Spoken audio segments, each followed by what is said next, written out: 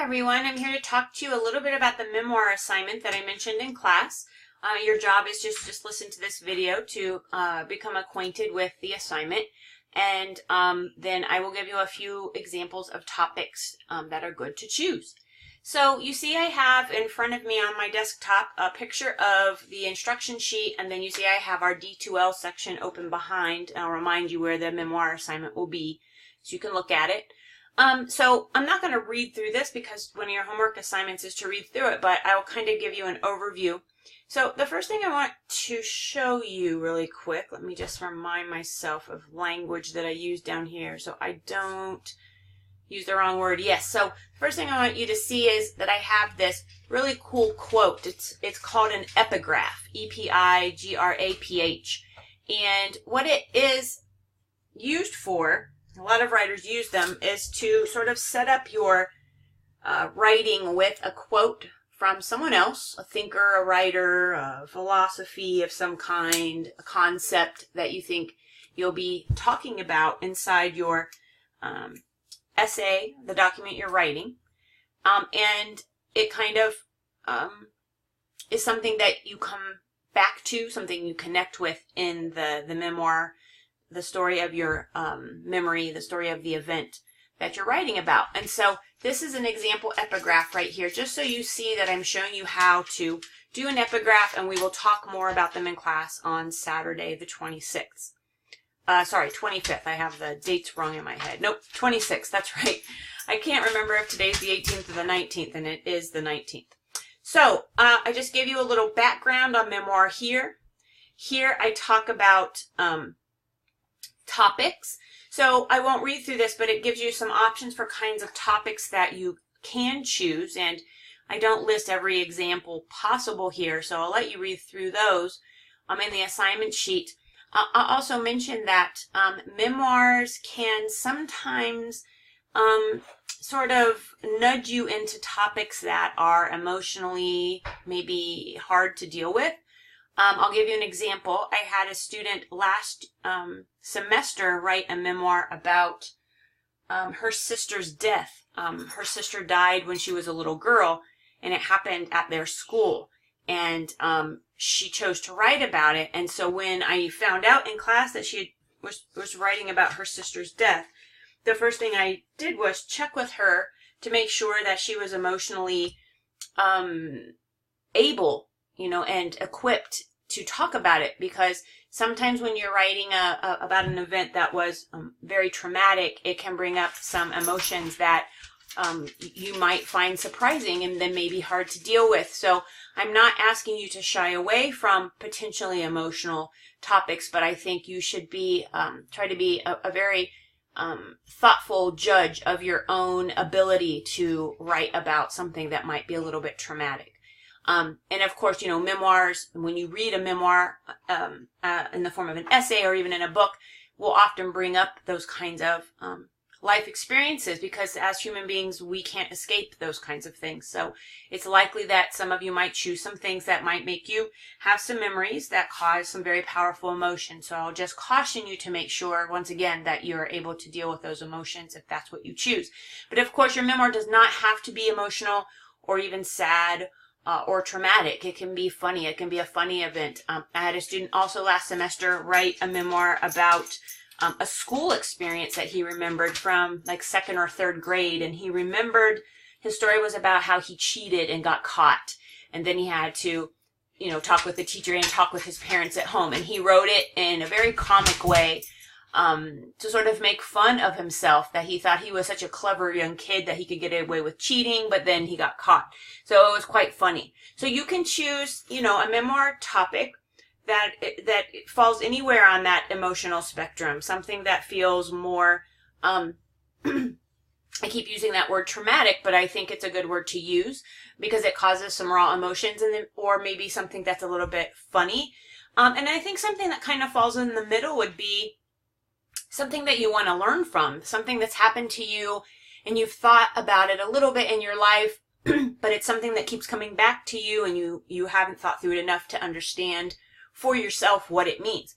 Memoir is a great genre to use to write about life lessons, if you want to call them that.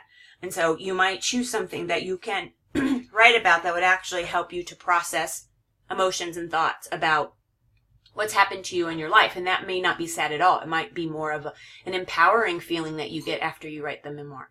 So I will stay here talking about topics just for another moment, because I just want to give you a sense of some topic choices that, if I were writing this assignment for the class, that I would choose. And I will list 3. The first one would be to write a story about my grandmother. My maternal grandmother passed away this past March of Alzheimer's. So she had been gone from the family for quite a while. Obviously, she suffered from Alzheimer's, and she had forgotten who we were or who we are. And I have many memories of my grandmother. I spent so much time with her. I spent a lot of time with her in her home.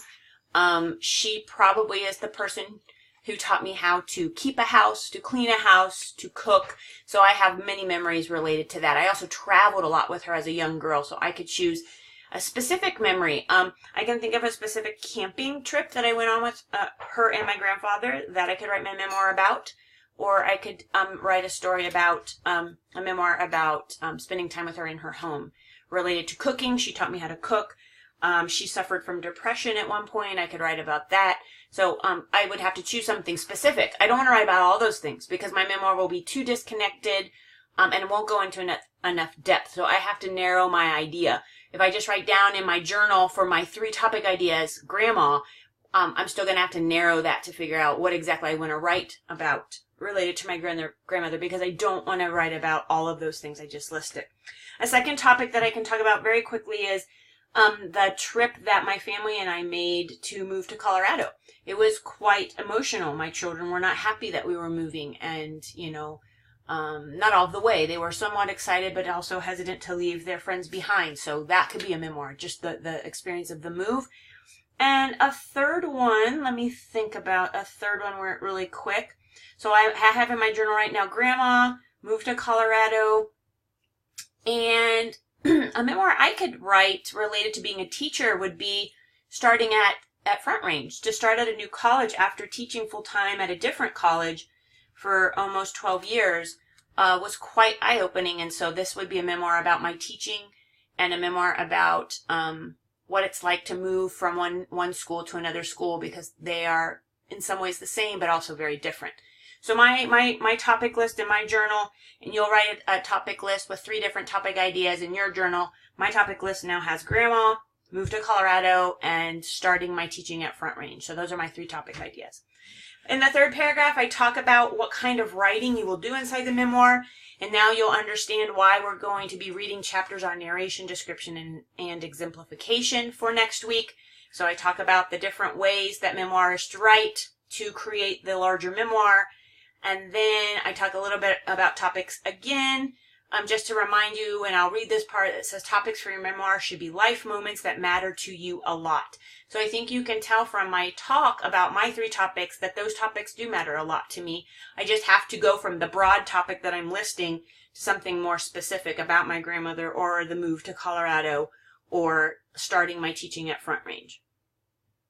I give you some information here about some pages in your textbook that might help you to come up with some topic ideas if you're not sure what topics are going to work for you. So you might check out, you see I'm highlighting pages 34 to 35. You might check that out.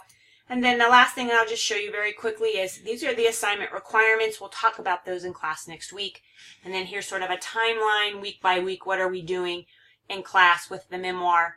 You see that we've already started the assignment today because we looked at some examples. But you'll notice that there's no draft due until September 9th, which I also mentioned in class today. And then the revision of your memoir will be due on the 16th. And that also aligns with the syllabus calendar. So I'm just giving you a sense of the timeline as we work on the first essay for the semester. So any other thing that we didn't get to talk about in here, again, I will go over this stuff in class. And we will definitely talk about epigraphs in class on Saturday the 26th. So really quick, just to remind you where you can find things. There were several people not present in class on the first day of class, so they're watching this video for the first time. They'll know where they can find things. On content, the table of contents is here. You'll find the syllabus here by clicking it. Also, when you go to content, you just get everything that's listed in content, so you can find the files you want from this location, or you can click on this tab and go just to the syllabus page and read the syllabus here, which is one of your homework assignments. On the memoir page, when I click on it, it brings up the memoir instruction sheet that I just reviewed with you. Here are some of the readings you have to complete for the week.